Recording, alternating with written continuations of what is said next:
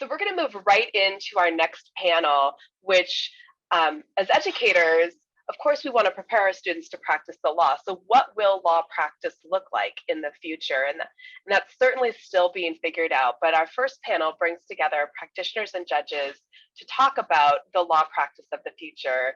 And David, if you want to go ahead and turn on your camera, I'm really thrilled to have David Ladd here to moderate our first panel. And I feel like David needs really no introduction, but I'm going to give you a very brief one before we get started. So David has been thinking and writing about legal issues now for over a decade, almost 2 decades, which makes me feel old. So, but not you, David. You don't look old at all. He was a founder of Above the Law, one of the world's largest news services, legal news services. And he has now founded Original Jurisdiction. He's gone back to writing, which is a great resource. If you haven't checked it out on Substack, I really encourage you to check it out. David also served a stint as a legal recruiter. So he has his hand on the pulse of what law firms are doing, and he follows that very closely. And then on a personal note, he had a near-death experience with COVID early on in the COVID pandemic, and has been very open in talking and writing about his experiences with COVID.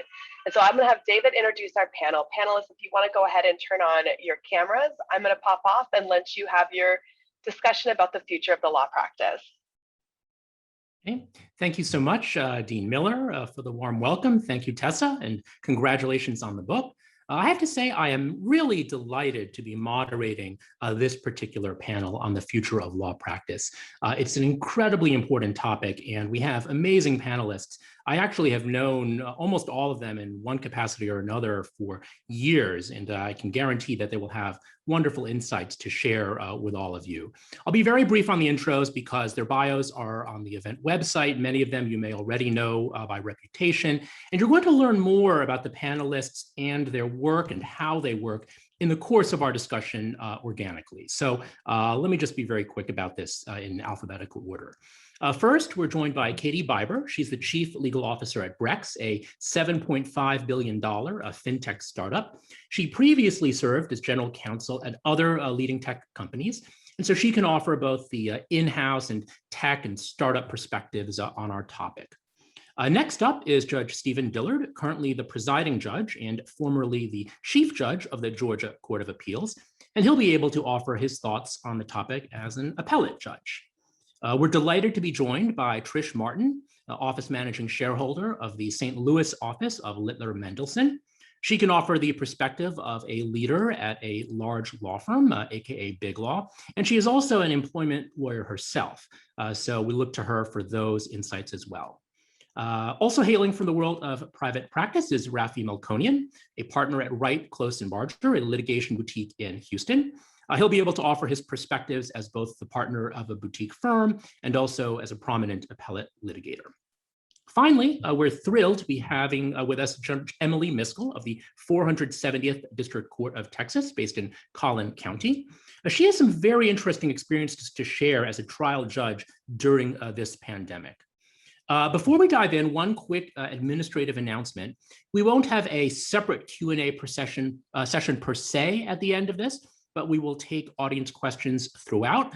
So simply type your questions in the Zoom Q&A panel, and I'll try to work those in as we go along. So now on to our topic. I'd like to begin by just having the panelists give us some background on how the pandemic has changed their own work. So I'd like to go around the Zoom, as the case may be, and have each panelist answer 2 questions. First, pre-pandemic, how much of your work was done remotely or virtually, either through work from home or virtual meetings and interactions? And then second, since the pandemic, over the past 15 months or so, how much of your work has been remote, including perhaps a discussion of where your organization and you are today. So let's begin actually with Trish of Littler. Trish? Thanks, David. It's great to be here. So pre-pandemic, it was very rare for me to work from home, and that was very intentional on my part. It helped me to have boundaries between work and life. And so other than the occasional telephonic status conference with the court although in St. Louis, judges used to really prefer in-person appearances, I was in the office or traveling pretty much every day. On March 17th of 2020, my legal practice changed dramatically. That was the day that I sit on the board of Littler, and we decided that everybody was going to be remote for the foreseeable future. And so from that point in time until March of 2021, when I had a 4-day arbitration that happened virtually, but I went to the office to do it so that my kids would not be going crazy in the background. I was entirely remote. The firm has recently announced our return to the office plan, which starts on August 2nd. It's a hybrid model with flexibility, empathy, and compassion as our key terms for returning. But the expectation is that lawyers will be in the office about 3 days per week. And we've also decided to experiment with allowing our staff to remain remote a couple days a week. So people are still adjusting to that. There are some people on the coast that are very displeased that people are having to come back at all. There are others of us in the Midwest who would like the world to be exactly how it was in February of 2020, who are like, I don't understand why everyone's not going to be back in every day, but we'll work through it. Thanks so much. It's interesting you're mentioning the date, March 17. That was actually my second day in the hospital for a 2.5-week stay where I was with a very serious case of COVID, including some time on a ventilator. So I would just urge the audience to the extent they don't already to take the pandemic very seriously and get vaccinated. But anyway, sorry enough for that, the public service announcements. Rafi, what about your experience with remote work pre and post pandemic, or not post, pre and during pandemic?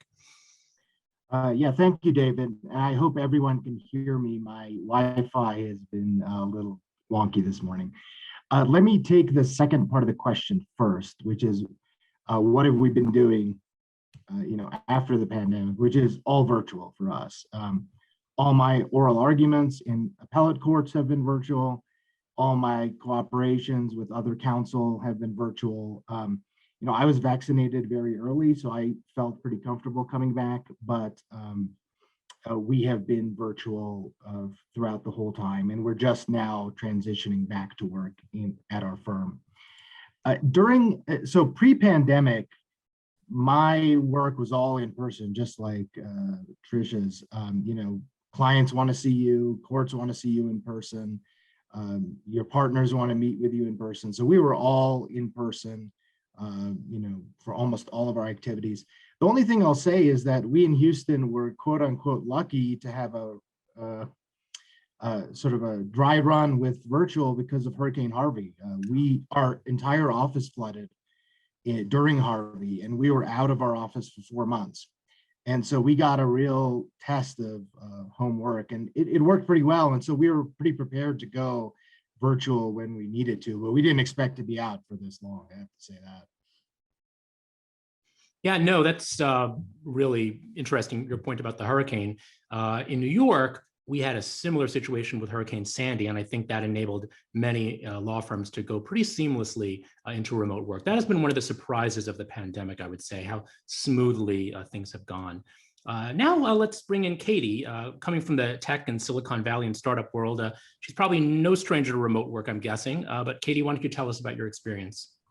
Thanks, David. So tech companies, I think, have generally been tolerant of remote work over the years, especially growing startups having offices all over the world. A lot of the work is by default remote through Zoom.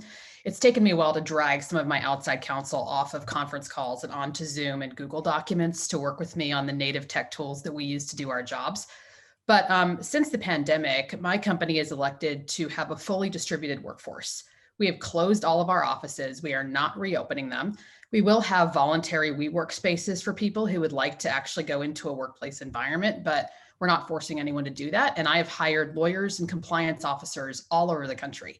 So I'm excited to talk about that because it's brought a lot of additional diversity to our company, which has been really fantastic. And the quality of the lawyers that I've been able to hire at a rapid clip has been astonishingly good.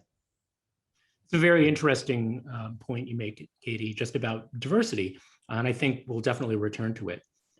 So in terms of environments where it could be easier or harder to go remote, I think a trial court where you have trials with juries and defendants and parties could be one of the trickier ones. So Judge Miskell, I see you're smiling already. I've checked out your YouTube channel and all the steps you've taken to make your court accessible. Can you share your experience? Sure. And so in thinking about how much we did virtually, my answer was almost none. But then I realized I had to correct that because in Texas, all of our filings have been electronic for like 10 years. So all the pleadings were filed electronically. I signed orders electronically. So I guess I understated how much we were already doing remotely because all of the paperwork side of my trial job already could be portable and I could do it from home. So all we had to replicate was the in-person part. In looking back, we did almost no trial stuff remotely at all. Occasionally a witness would testify by telephone, but the funny thing is our court technology could only dial one phone number. So if two attorneys wanted to appear by phone, it was sort of a race to who got there first because we could only call one of you, which sounds crazy. And I'm frankly shocked that I tolerated that for so long now that I know how good Zoom works. So since March 9th, so I actually did my first bench trial on Zoom on March 25th. And actually it goes just fine. Your same lawyer skills apply. People were worried, that you can't judge witness credibility or that lawyers wouldn't be able to use their trial skills. I think all of that, as we'll talk about later in the program, has not panned out to be true at all. But one of the reasons that we are coming back in person is not because we can't do things virtually. It's because virtual seems to be too convenient, and now everyone is wanting more contested evidentiary hearings and settling fewer of them. And so that may be a good thing overall, right? That more people are having trials, which is good for justice, but it's bad for my personal docket, right? So I have thousands of cases to get through every year. And so to manage the numbers, I'm gonna have to come back in person to some of it. And has your court announced a particular date for when things will be by default or presumptively in person, or? So this is another tricky thing, which is how do you set a trial docket? And I think in one of my future answers, we'll get into some more of the details, but effectively how we've rolled it out is I think back in May, we started doing Wednesdays in person, and then we added Tuesdays and Wednesdays in person. And now we're doing Tuesday, Wednesday, and Thursday in person. And then I have special dockets on Mondays and Fridays that I want to keep remote just forever. So I think that's kind of our holding pattern right now.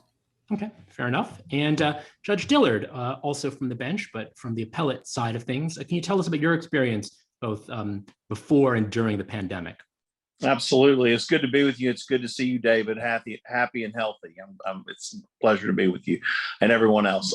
So obviously in stark contrast to Emily, the appellate courts, a lot of what we do can be done remotely. And much like the trial courts in Texas, our records at the appellate level in Georgia are almost all of our records now are electronic.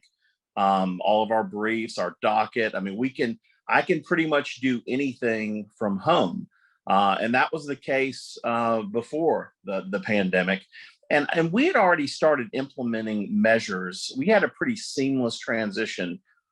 We had already done for quality of life reasons, and because some of you may have heard about our traffic issues in Atlanta, we wanted to have options for our staff to be able to work from home and to telecommute. Some days our central staff attorneys have been telecommuting or taking telecommute days for years now, usually at least a couple a week.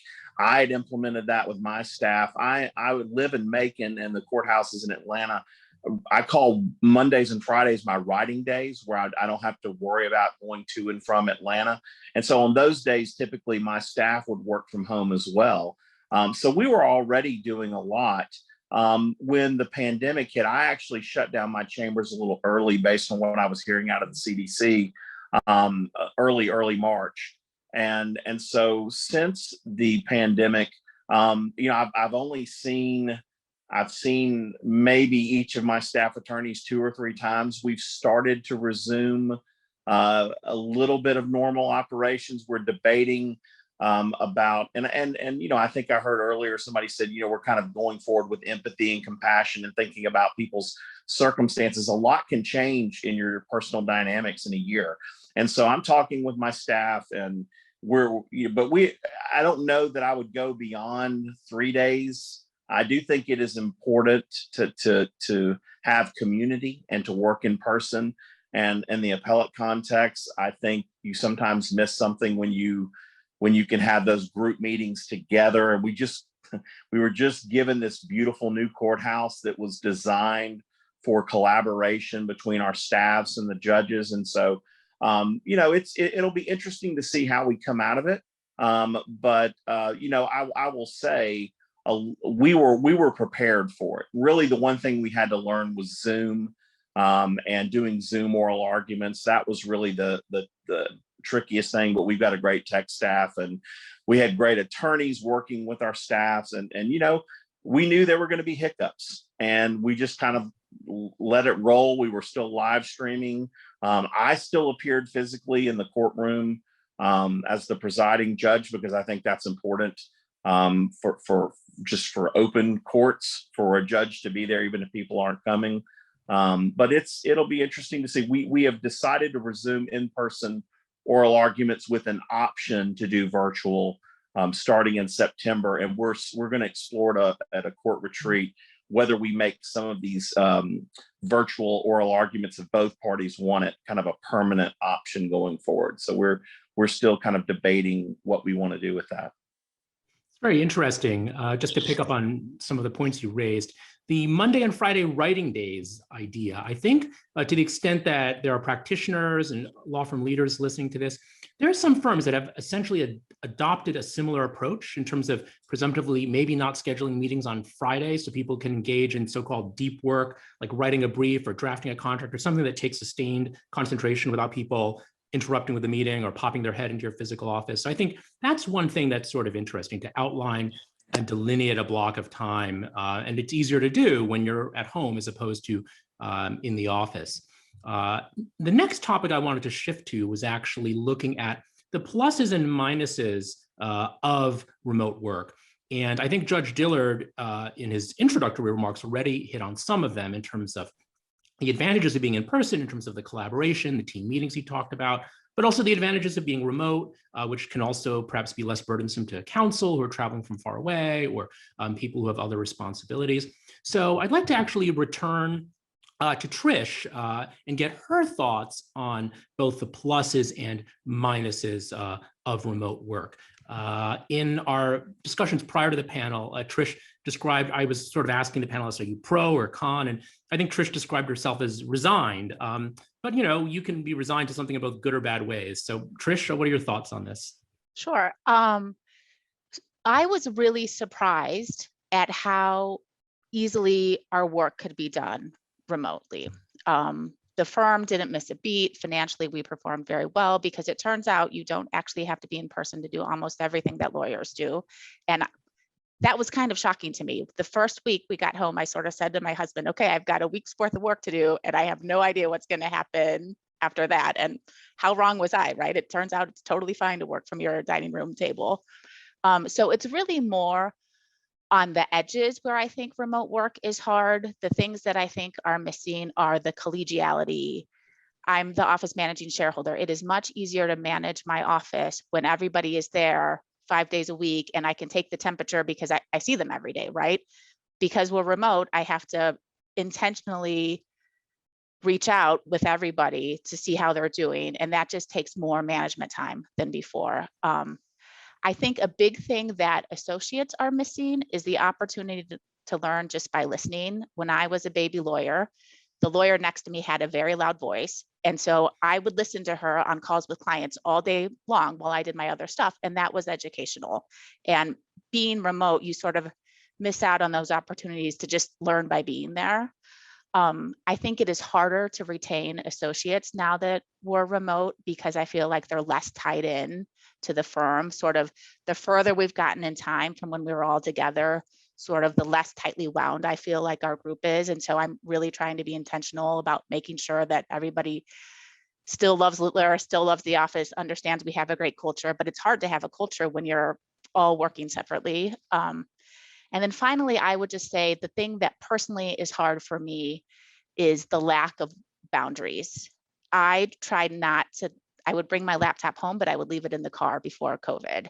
Now my computer is set up all the time. And so I find that I work much longer hours than I worked pre-COVID. And since I've accepted that we're sort of in this new normal, I'm working on figuring out how am I going to get those boundaries back, because it's not sustainable at the pace it was last year.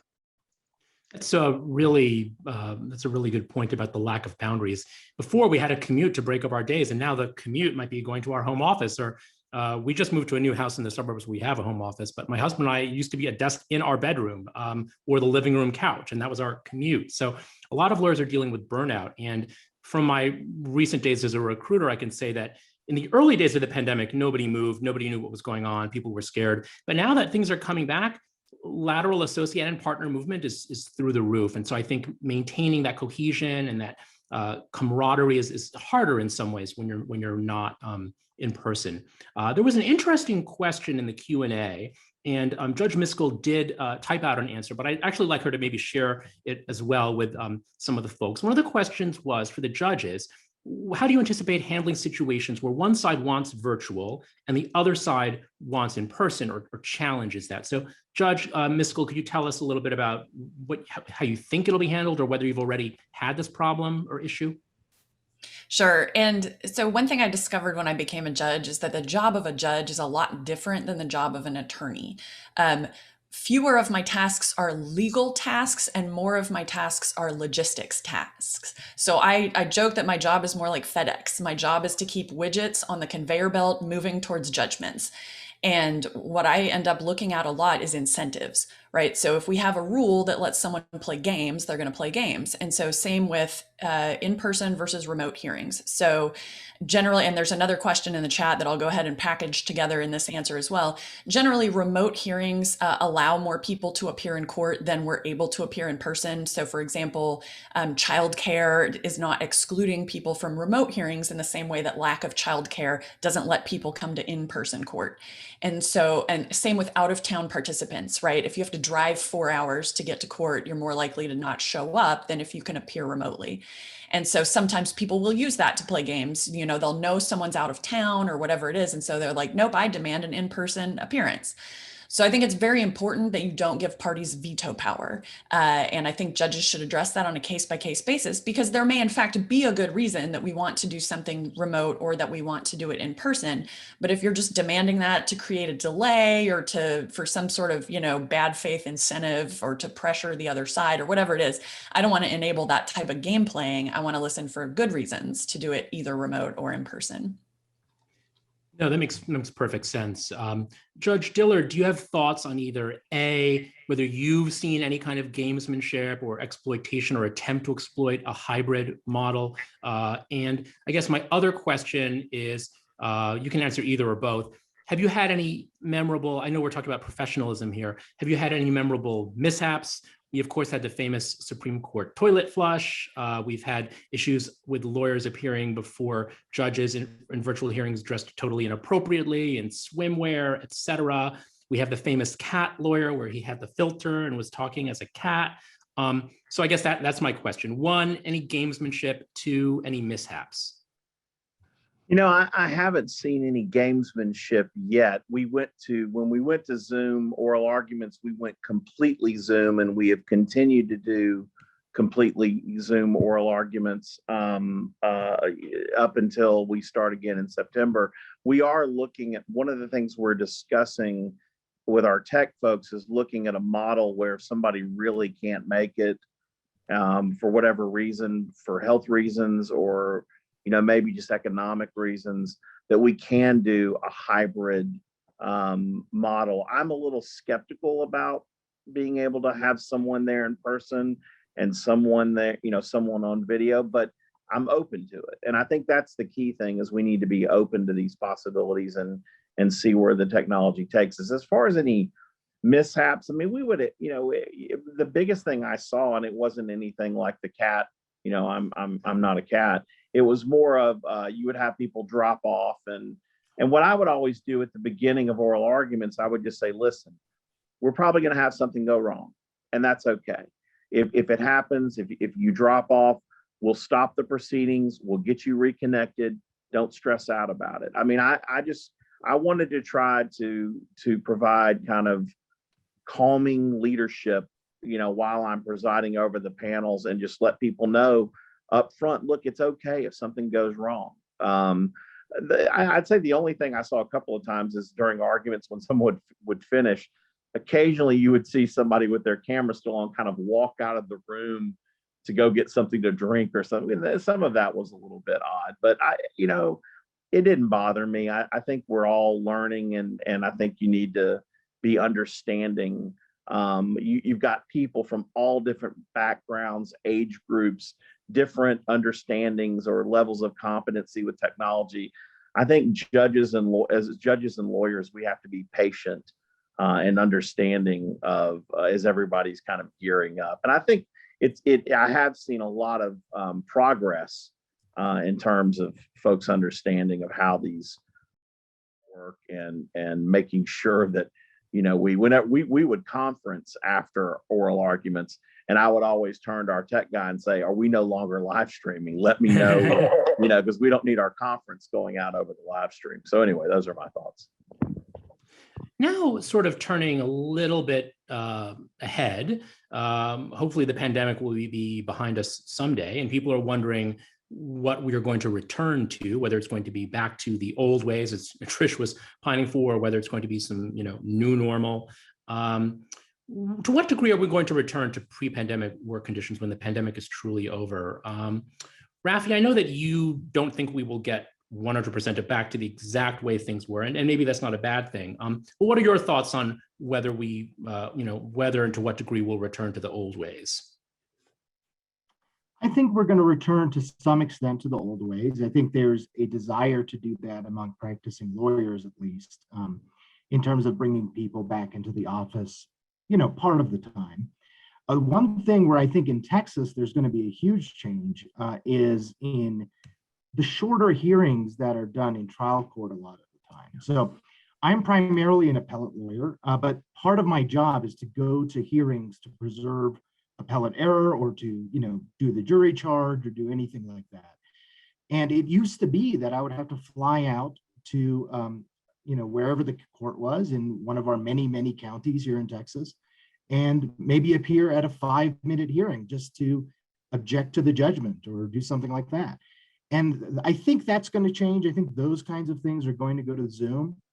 And while it doesn't matter too much if you're representing a large Fortune 500 company, that's not all my practice. I represent a lot of individuals. And if I'm able to do that hearing for 5 minutes from home, rather than have to bill my client for going out there and dealing with that short, relatively pro forma hearing just for appellate purposes, that's a big change in my practice. And that is great for my clients. And I think it's good for the courts too. I don't see any reason why they wouldn't prefer us to do that. So I think that's going to be a big change. Me personally, I'm going to be writing from home. My really heavy writing days, I'm going to do at home going forward, because I found myself to be incredibly efficient at home as opposed to the office. I can just get writing at 6 in the morning. I get up early, and I can be done with my writing day, much earlier than I used to be able to do it in the office. So, I'll be in the office some. I expect my colleagues will be in the office some. Oral argument is going back in person for appellate courts, but there's going to be a lot of changes, I see at least, in the future for lawyers like me. That's also a notable point you're making about how, for a very routine appearance, is it really necessary to schlep all the way to a courthouse hours away?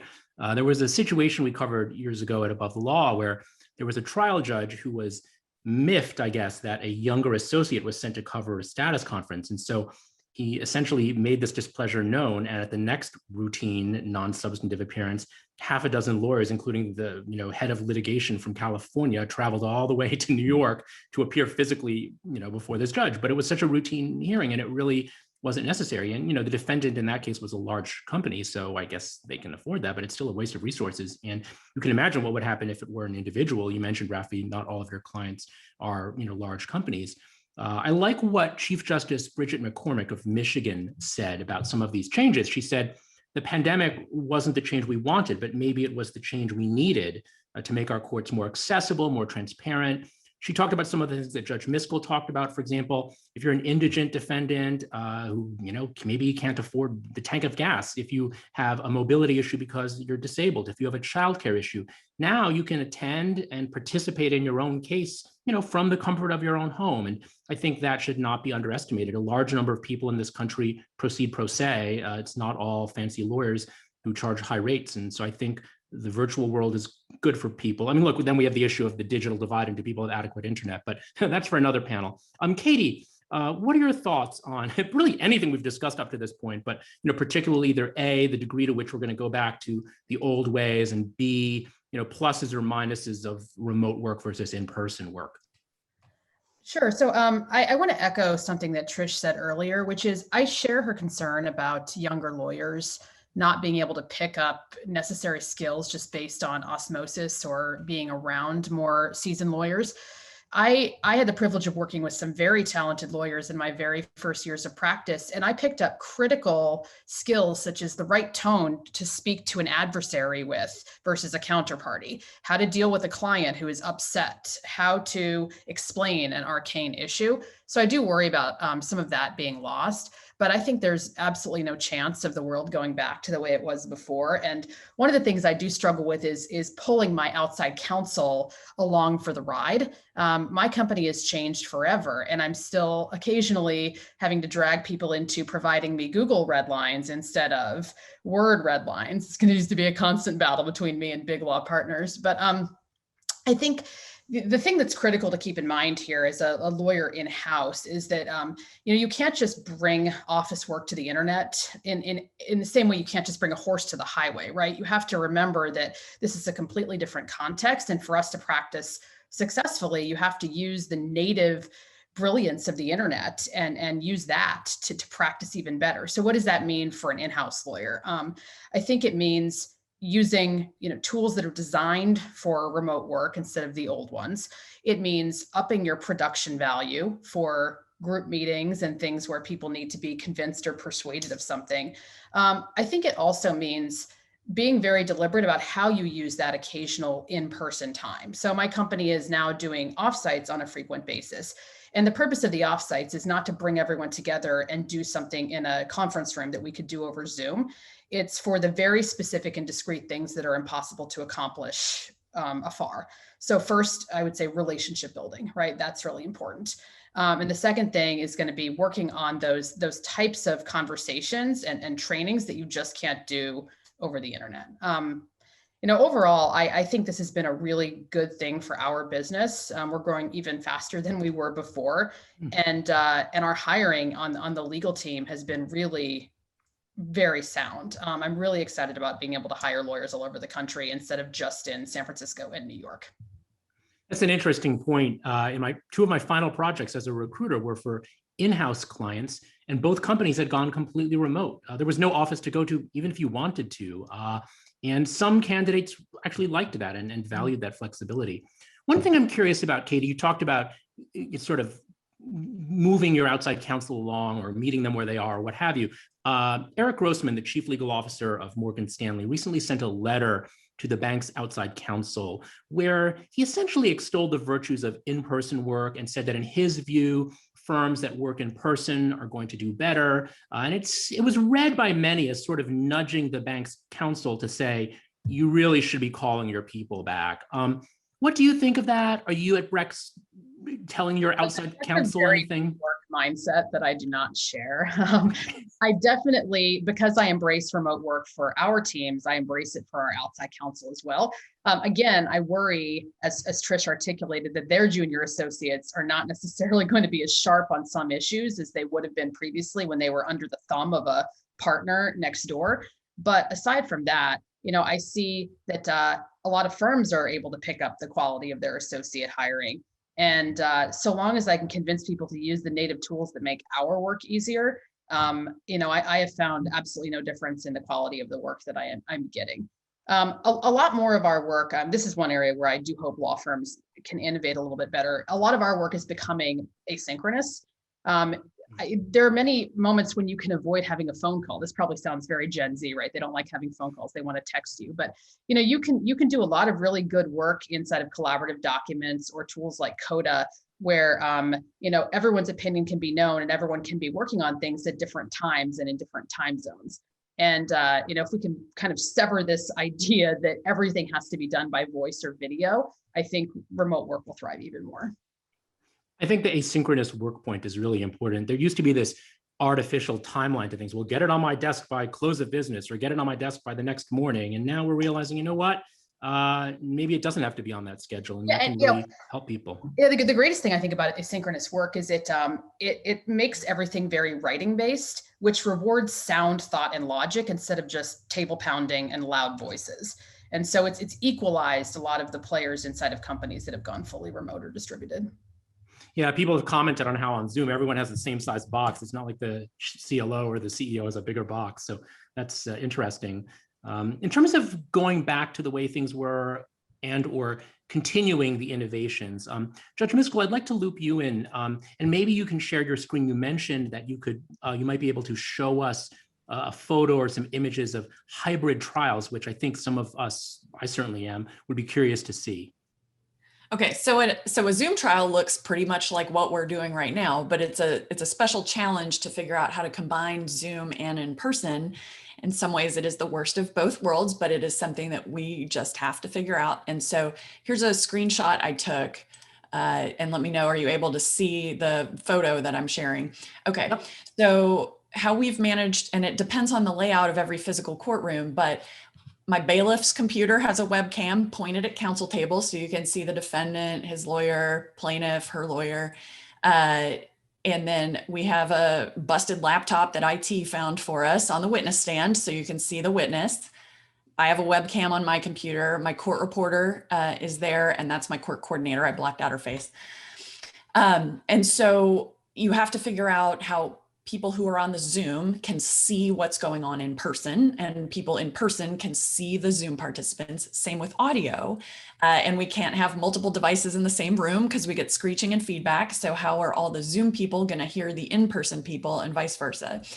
And then the last trick with hybrid trials is exhibits, right? So if a witness is virtual, you can't just bring paper copies to the courtroom, because how are you going to show them to that witness? And so audio, video, and exhibits are some of the challenges we need to address, but largely this is what it looks like. And the Zoom people are on the big screen in the courtroom, and I don't love it, but it works. And I think this is what we're going to have to see more creative problem solving about going forward. I think that's an important point about the exhibits, just even the physical documents, just navigating the physicality of all this. I mean, going back to the point about training, one of my best experiences as a junior associate at a firm, I was actually working with George Conway of Twitter fame, and he was editing a brief of mine, and he edited very extensively. He's a great writer and editor, and we sat down, next to each other in chairs and went over each edit. And I guess you could duplicate that virtually, but it would be a bit harder than just sitting down at a table. So I want to actually go into one of the questions that was raised. I think this is in our panelist chat, but the question is, several of you have discussed concern about junior attorneys and training and learning and casual encounters, bumping into a partner in the hall, overhearing the partner's conference call because you're seated right there. I guess I'd like to ask this of Trish. Have you at Littler, and you in your role also as a law firm leader, office managing shareholder, have you thought about ways to update training for the virtual world?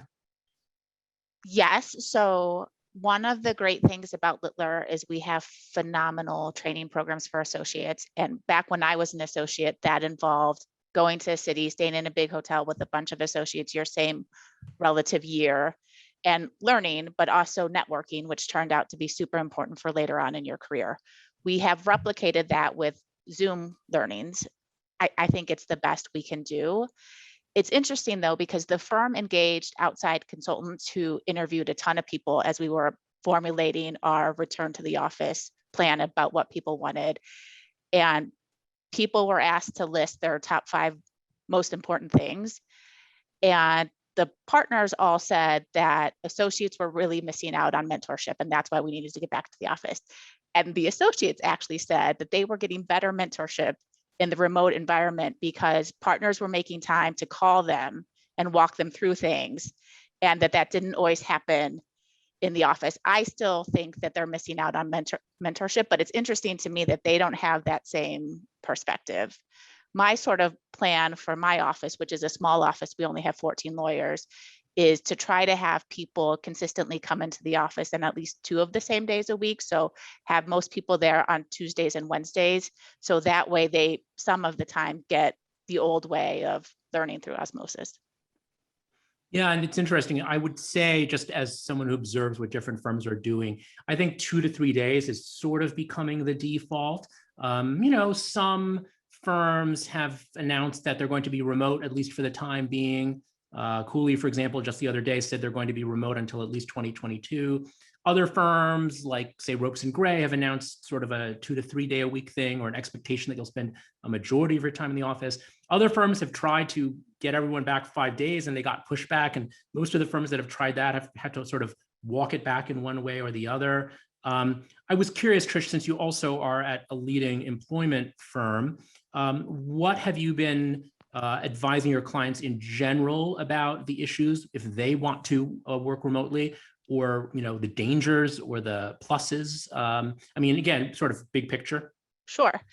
So half of my practice is actually spent defending wage and hour class and collective actions. So for me, remote work is just this big warning sign of you're going to have all these off the clock cases because of the continuous workday rule. So when I stop for 5 minutes to do my laundry, you still need to be paying the non-exempt employee for those 5 minutes because it's part of the continuous workday.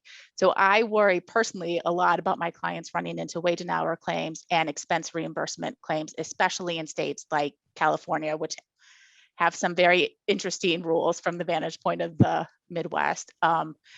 It's also interesting because in the old days, in ADA reasonable accommodation cases, we would almost always argue in person was an essential function of the job, and there's no way that remote work could work. And that defense is, I think, basically gone forever for almost every kind of job. So it's an interesting change to the legal landscape.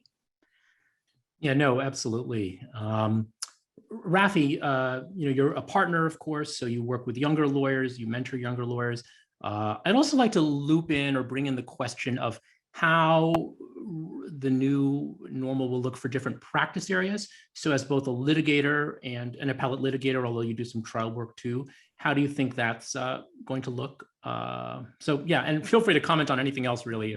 We've had a really nice conversational flow here, so I don't want to impede anyone from commenting on things that other panelists said previously. Yeah, let me quickly address the mentoring issue from my perspective. In terms of giving edits on writing and working through the edits, I haven't had any problem with that. We get on a Zoom, I walk my colleagues through my edits or my thoughts line by line like I normally would if they're extensive. And so I don't see a problem there.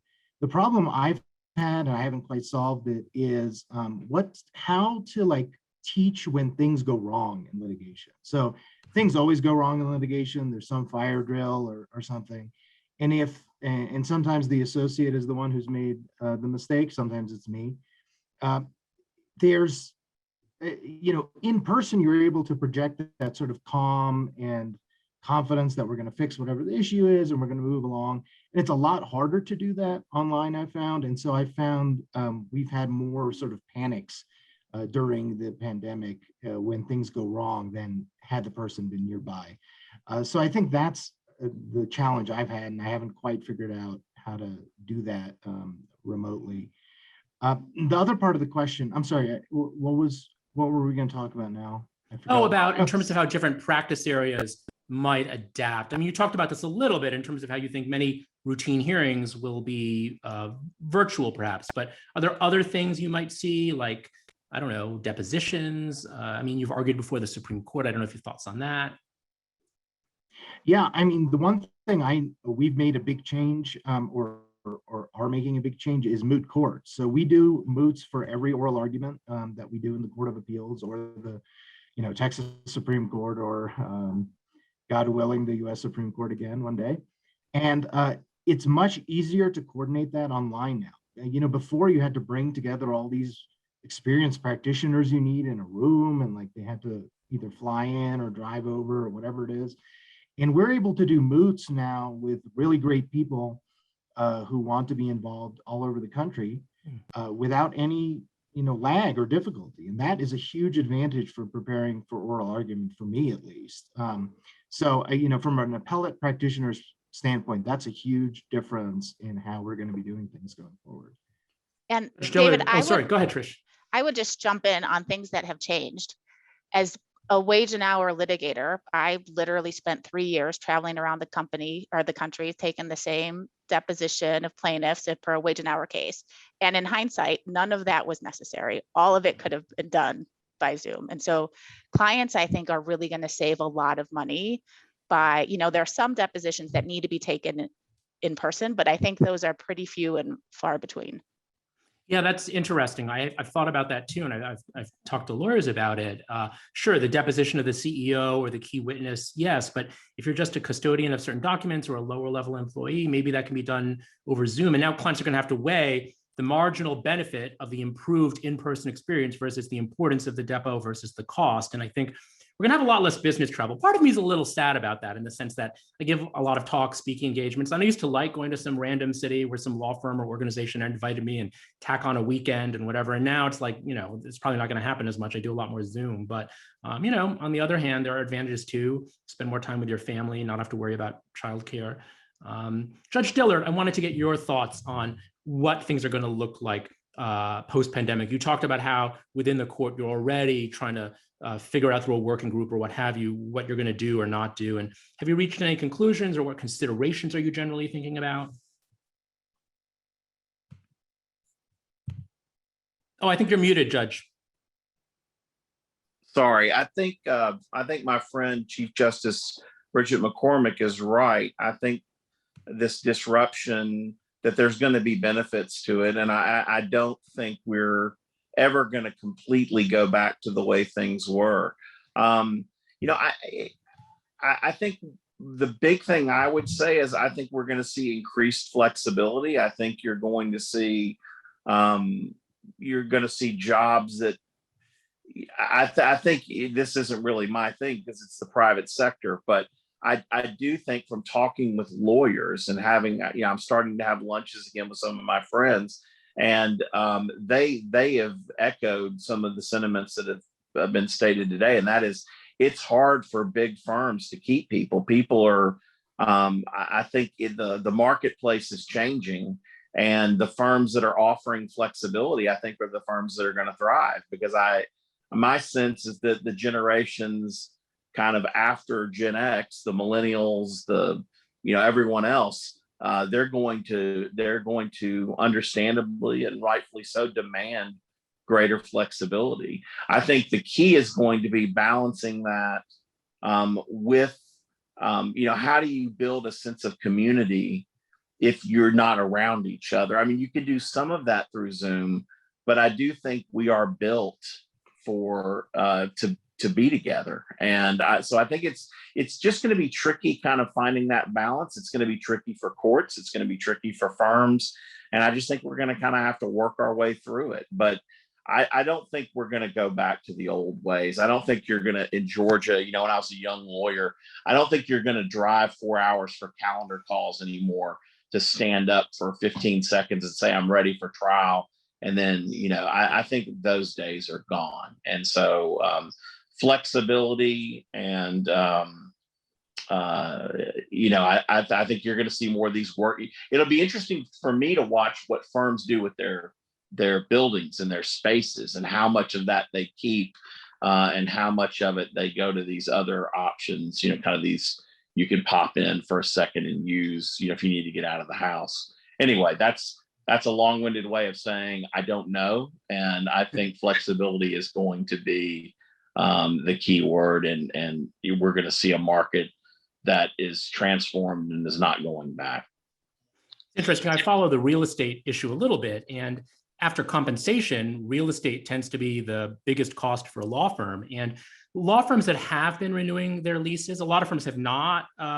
They're, because there's too much going on. Have been taking generally something like 10% or more less space because they just don't think they're going to need it. And one firm, Freshfields, in its new London office, is moving towards sort of like a hoteling system where, because everything is paperless, you can have a desk or an office, but it's not necessarily your office. And if you're not in, someone can, like a hotel, make a reservation for your space. And maybe some firms will do that in the future. I do share your concern about collegiality and interpersonal relations. And Judge Miskell just put in our sort of internal chat some thoughts on that. So Judge, maybe you could share those with the audience because I think they're really interesting. So this was funny. When I was a lawyer and I practiced in all of our local courts, I saw all the judges fairly frequently. And now that I am a judge, I get pigeonholed in my little chambers and I never see my judge coworkers. But occasionally we still do bump into each other at the elevator or have a quick chat in the parking lot. And I have noticed over the past year that we've all gotten a little grumpier with each other. And all I can think is that we're not having these unplanned short positive encounters. The only time I needed to talk to my fellow judges is when I'm doing something that annoyed them, or they're doing something that annoyed me, or we're all annoyed at the sheriff, or like whatever it might be, but we only talk when there's a problem. And so I think you need to build in positive encounters with your coworkers. Otherwise, you're just going to wear away at those relationships. I think that's a great point. There was an interesting article looking at the Supreme Court where I think it was Joan Biskupic had observed that, she's been covering the court for a very long time, and you can't really quantify this necessarily, but she was noticing that the opinions and the dissent seemed a little snippier with each other this term. And it could be that the justices are not having their in-person conference, which was typically followed by a lunch. They're not breaking bread with each other. And maybe that's why they're all a little testy. But let's talk, we've talked a bit about the talent portion of this. We have to keep clients happy in this business, but you also have to keep your lawyers happy, or you're going to start seeing attrition, as we've discussed. Katie, coming from the tech sector, Silicon Valley, you guys are famously innovative in terms of all the perks you give your employees and your flexibility, and you're not as hidebound as the law firms.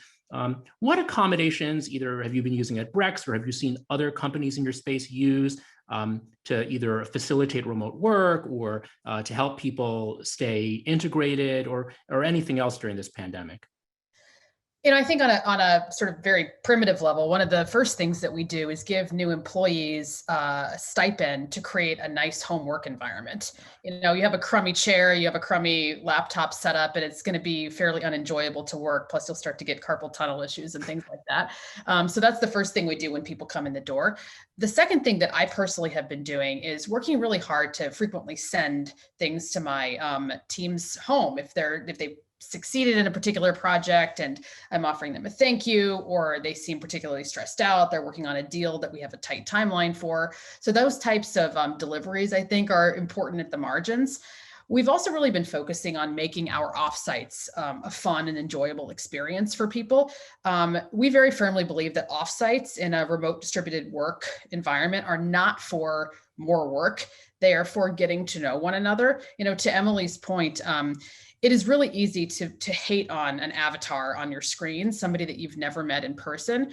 But if on a quarterly basis, you're getting together with them and having dinners and doing fun activities and things like that, then you're going to feel this sort of rapport.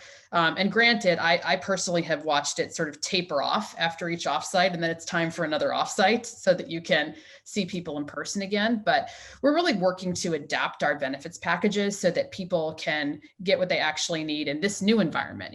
Folks no longer need commuting perks. What they want is work from home perks. So whether that's Peloton or packages of dog treats every month, we really have to think creatively about what people want and try to replicate some of that Silicon Valley pizzazz and fun that you would have in the office.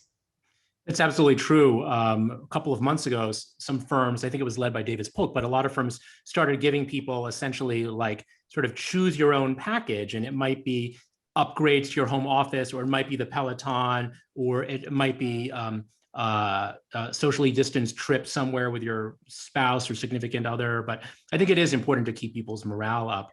Trish, that costs me. I'm glad to see them doing that. Trish, from your perspective, also as a partner and a leader at a firm, what are your thoughts on how to either accommodate or keep lawyers happy? So it's been interesting to watch what other office managing shareholders have tried. We have tried the gamut of different Zoom events, happy hours, trivia, right? Any kind of thing you can think of. Some littler office has tried it. I think we're having more success before the Delta variant, when things were getting looser, of having small in-person gatherings. Like for St. Louis, we have been having lunch together in the park outside, socially distanced, every other week. I think it's helpful for people just to see each other, to remember that they like each other. And it's hard to do over Zoom. So we're almost nearing the time. We could go, we were told by Tessa we could go to 10 after. And by the way, thank you so much, everyone, for joining us. I see we're now up to more than 100 participants. I hope you found the discussion as interesting and rewarding as I have. I would like to close by posing one question to all of the panelists. And this time I'm going to go in reverse alphabetical order. So that would be starting with Judge Miskell. What is one piece of advice you would have for educators preparing law students for a post-pandemic legal practice? So advice for professors and deans who are trying to train and prepare the next generation of lawyers. Judge Miskell? So my advice would be you can't ignore technology or just, resentfully use it only when forced. It drove me crazy when I was in law school and people would say, I went to law school because I hate math. And I was like, if I came to law school and said, I never learned to read, that wouldn't be cool. You'd be embarrassed. And I think the same thing for technology. You can't say, well, I'm a lawyer, so therefore I don't have to use computers.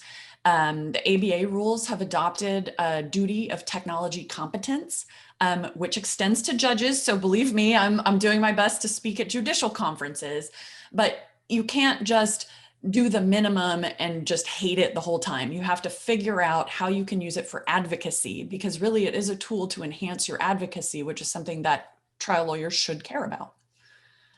Rafi, advice for educators? Yeah, absolutely. I would say my top advice is to teach students how to communicate with their colleagues and make sure to keep communicating as the projects are going along. If we're all in the office, that's one thing. I can see you getting coffee and say, hey, how's that brief? Or, the deadline's on Tuesday, where are you at?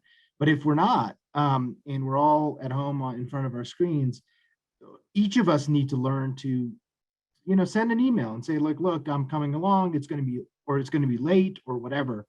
And that will make this so much easier. That's the only place where we've had work breakdowns, is where we haven't talked to each other and made sure everyone is covering everything and not letting anything slip through the cracks. So, learn to write emails, updating people on where you are, and keep everyone up to date. Okay, those are great points. No aversion to technology, the importance of communication. Trish, what are your words of wisdom for educators? So I think so much of private practice is building relationships with your colleagues, with opposing counsel,